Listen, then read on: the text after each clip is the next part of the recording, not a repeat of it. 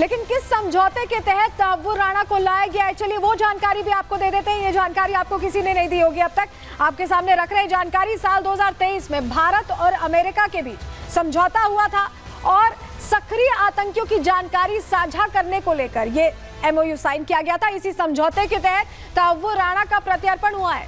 दोनों देशों ने तहव्वुर राणा से जुड़ी जानकारियां साझा की और अमेरिकी एजेंसियों ने भी कई दस्तावेज इसके बाद मुहैया कराए। अमेरिकी कोर्ट में भारत का पक्ष मजबूत होता चला गया और इसी के बाद प्रत्यर्पण का रास्ता साफ हुआ। इसको लेकर पूर्व DGP SP वैद क्या कह रहे हैं, उन्हें सुनिए। Long battle. It took about 17 years to get Tahvur Rana to India. I think it is a huge success for the investigating agencies of India, particularly the NIA, and lot of hard work by Ministry of Home Affairs and Ministry of External Affairs. This extradition would not have been possible if President Trump was not President of USA. And the personal equation of our Prime Minister Narendra Modi with President Trump actually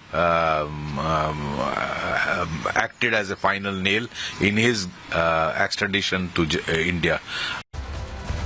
तो देखिए, तारीफ तो हर तरफ हो रही है जिस तरह से भारत ने कूटनीतिक जीत हासिल की है। तहव्वुर राणा को घसीटकर भारत लाया गया। दो तस्वीरें आपको दिखाते हैं जहां प्रधानमंत्री नरेंद्र मोदी की विजिट के बाद ये संभव हुआ। ऐसे में मुंबई में भी ये पोस्टर्स लगे हैं कि मोदी है तो मुमकिन है, और वाराणसी में भी, जहां से वो सांसद है, कि कई होंगे बेनकाब, सबका होगा हिसाब, ये पोस्टर्स लगे हुए हैं। ये मुंबई और वाराणसी की तस्वीर आपको दिखा रहे हैं और ये जनता ने लगाए हैं क्योंकि जनता इस कदम का स्वागत कर रही है। सियासत भले हो रही हो लेकिन जनता स्वागत कर रही है।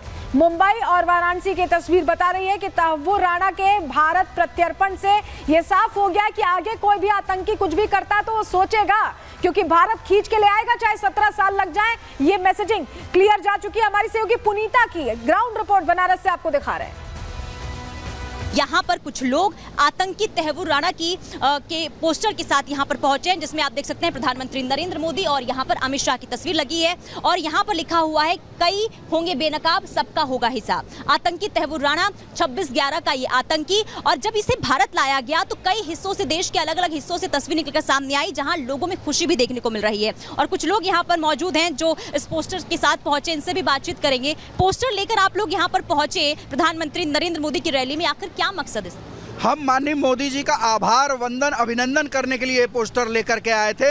जिस तरह से भारत के सीने पर 26/11 का हमला करके आतंकवादियों ने एक जख्म दिया था और इतने बहादुरी से हमारी पुलिस ने उस समय इसको किया, लेकिन उस समय की भारत सरकार ने, चाहे वो गृह मंत्री, उस समय आप देखिए विलासराव देशमुख जो चीफ मिनिस्टर थे, घटना के बाद डायरेक्टर को लेकर के ताज होटल में पहुंचे थे कि यहाँ इस पर उनको फिल्म बनानी है। लोगों का दर्द उनकी आंखों में नहीं था। तो ये घटना की गंभीरता, भारतवासियों की जान की कीमत आप समझ सकते कांग्रेस सरकार में क्या थी। तो आज ये नया भारत माननीय मोदी जी के नेतृत्व में जो है, ये कहता है कि हमें छेड़ोगे तो छोड़ेंगे नहीं। उसी क्रम में माननीय मोदी जी अमेरिका से इसका गला पकड़ करके लाए हैं। हमें विश्वास है कि इसको इसके अंजाम तक पहुँचाएंगे।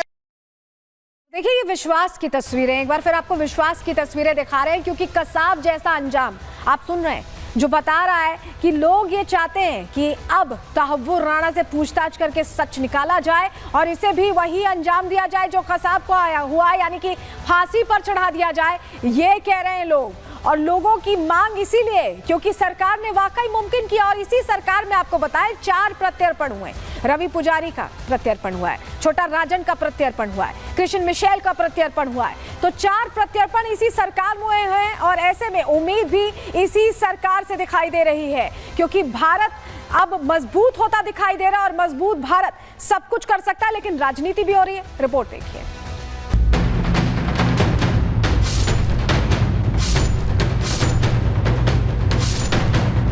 भारत में मोदी सरकार, दुश्मनों हो जाओ खबरदार। हर साजिश होगी चूर चूर, नजीर बनेगा ऑपरेशन तहव्वुर। देश के दुश्मनों पर एक एक कर शिकंजा कस रहा है, चाहे पाकिस्तान हो या अमेरिका। एक एक भारत विरोधी को ठिकाने लगाया जा रहा है, न्याय के कटघरे में लाकर खड़ा किया जा रहा है और यही मोदी सरकार का स्टाइल है और इसी स्टाइल की अब देश में तारीफ हो रही है। लोग पोस्टर लेकर मुंबई से लेकर वाराणसी की सड़कों पर उतर पड़े। वजह साफ है कि जो हमला साल 2008 में हुआ, जिसमें 166 लोगों को अपनी जान गंवानी पड़ी थी, उसी हमले के 16 साल बाद यानी 2025 में मोदी सरकार ने हमले के मास्टरमाइंड को भारत की धरती पर लाकर खड़ा कर दिया। तारीफ इसलिए भी हो रही है क्योंकि जब हमला हुआ तब देश में यूपीए सरकार थी, लेकिन हमले के मास्टरमाइंड तहव्वुर राणा को अमेरिका से घसीटकर भारत लाने वाली मोदी सरकार है और अभी इसी मुद्दे को लेकर राजनीति तेज है। तहव्वुर राणा हो या तसव्वुर राणा, जो भी आतंकवादी घटनाएं घटा था कांग्रेस के समय 26/11/2008 में, नरेंद्र मोदी जी ने अमेरिका से पकड़ करके ऐसे आतंकवादियों को लाने का काम किया देश में। अब इससे कई परत उठेंगे पाकिस्तान के गुंडागर्दी का, पाकिस्तान में पल रहे आतंकवादियों के गिरोह का, ये पर्दा उठेगा। उसको सज़ा मिलेगी कानून के मुताबिक, और कानूनी प्रक्रिया का के मुताबिक जो फैसला होगा वो सभी को मान्य होगा। मगर और भी अच्छा होता अगर अमेरिकी सरकार हेडली को भी भारत को सपुर्द कर देती, क्योंकि जो मुख्य कॉन्स्पिरेटर था इस अटैक का वो हेडली है और वो आज भी अमेरिका में है। जहां एक तरफ आतंकवाद को लेकर बीजेपी कांग्रेस के रवैये पर हमलावर है, तो वहीं बीजेपी नेता तहव्वुर राणा को फांसी देने की मांग कर रहे हैं। दावा कर रहे हैं कि तहव्वुर राणा के जरिए पाकिस्तान दुनिया के सामने बेनकाब होगा। तहव्वुर को भारत पाकिस्तान सीमा पर ही फांसी दी जानी चाहिए ताकि भारत में आतंक फैलाने का परिणाम आतंकिस्तान को समझ में आ जाए।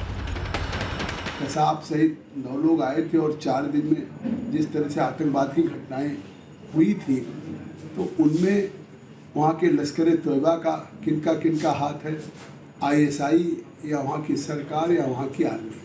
और पाकिस्तान इससे निश्चित तौर से केवल तहव्वुर राणा का प्रत्यर्पण नहीं हुआ, पाकिस्तान पूरी दुनिया के सामने आतंकवाद में बेनकाब हो जाएगा। समस्त भारतवासियों की एक ही मांग है कि जल्दी से जल्दी कसाब को जिस तरह से फांसी पे लटकाया गया, उसी तरह से मजबूल राणा को फांसी पे लटकाया जाएगा।